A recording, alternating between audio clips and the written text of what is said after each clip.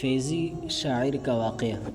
اکبر بادشاہ کے دور کا یہ شاعر ہے، فیضی نام سے مشہور ہے، اور یہ بہت بڑے عالم بھی تھے جنہوں نے قرآن کریم کی تفسیر لکھی، اور قرآن کریم کی ایسی تفسیر لکھی کہ اس میں ایک نقطہ بھی نہیں ہے، یعنی ایسے لفظوں کا انتخاب کیا کہ جن الفاظ میں نقطے نہ آتے، ایسے لفظوں کا انتخاب کر کے انہوں نے مکمل قرآن کریم کی تفسیر لکھی۔ تو بہت بڑے عالم بھی تھے اور شاعر بھی تھے، تو یہ ایک بہت بڑے کمال کی بات ہے اور بہت بڑے ذہانت کی بات ہے کہ آپ ایسے الفاظ کا انتخاب کرنا کہ جس میں نقطے نہ ہوں۔ تو انہوں نے تفسیر بھی لکھی ہے۔ ان کا ایک واقعہ لکھا ہے۔ اکبر بادشاہ کے زمانے میں ایک مشہور شاعر گزرے ہیں جن کا تخلص فیضی تھا۔ ایک مرتبہ فیضی حجام سے خط بنوا رہے تھے۔ حجام یعنی نائی کی دکان میں تھے، تو بڑے عالم، لیکن یہ اپنی داڑھی وہ کترایا کرتے تھے، چھوٹی کیا کرتے تھے، اور داڑھی بھی صاف کرا رہے تھے۔ اس وقت ایک بزرگ ان کے قریب سے گزرے اور فرمایا، آغا ریش می تراشی، چونکہ فارسی زبان تھے تو کہا کہ سردار، اے میرے بڑے، عزت کا لفظ ہے، کہا کہ آپ داڑھی منڈوا رہے، تو کیا آپ داڑھی منڈوا رہے ہیں؟ کیونکہ فیضی شاعر علم و فضل کے بھی مدعی تھے، انہوں نے ہی قرآن کریم کی بغیر نقطوں کی تفسیر لکھی ہے۔ ان بزرگ کا کہنا یہ تھا کہ تم عالم ہو، تمہیں سرکار دو عالم صلی اللہ علیہ وسلم کی سنت کے بارے میں علم ہے، پھر بھی تم یہ کام کر رہے ہو۔ جواب میں فیضی نے کہا، بلے ریش بھی تراشم، دل کسی نبی خراشم۔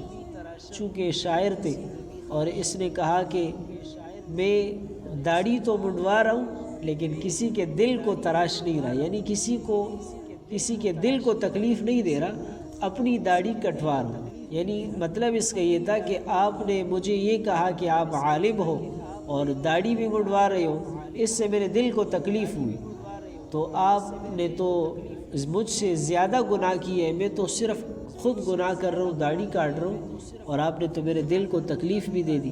تو کہا کہ جی ہاں، میں داڑھی منڈوا رہا ہوں لیکن کسی کا دل تو نہیں توڑ رہا ہوں، کسی کی دل آزاری تو نہیں کر رہا ہوں۔ گویا کہ فیضی نے طعنہ دیتے ہوئے کہا کہ میں تو ایک گناہ کر رہا تھا لیکن تم نے مجھے یہ کہہ کر میرا دل توڑ دیا۔ جواب میں اس بزرگ نے فرمایا، ولے دل مصطفیٰ می خراشی۔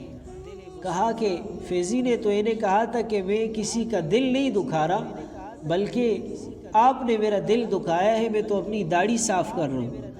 تو اس بزرگ نے اسے جواب دیا کہ آپ کسی کا دل تو نہیں تراش رہے لیکن دل مصطفیٰ خراش۔ کہا کہ پیغمبر صلی اللہ علیہ وسلم کا دل اسے آپ تکلیف دے رہے اور دکھ دے رہے، کسی عام شخص کا نہیں۔ آپ کا یہ چہرے سے داڑھی ہٹانا، کہا یہ کسی عام شخص کے دل کو تکلیف نہیں، یہ مصطفیٰ کے دل کو تکلیف ہے۔ تو کہا کہ آپ نے تو مجھ سے بڑا گناہ کیا، آپ تو مصطفیٰ کے دل کو تکلیف دے رہے۔ کہا کہ کسی کا دل تو توڑنا نہیں لیکن رسول اللہ صلی اللہ علیہ وسلم کا دل توڑ رہے ہو، اس لیے کہ سرکار دو عالم صلی اللہ علیہ وسلم نے منع فرمایا ہے کہ یہ کام مت کرو، اس کے باوجود تم کر رہے ہو۔ دیکھیں، داڑھی رکھنا یہ واجب ہے اور ضروری ہے۔ تمام انبیاء علیہ السلام کی داڑیاں تھیں، صحابہ کرام کی داڑیاں، تو ہم داڑھی جیسی سنت کو زندہ کرنے والے بنے۔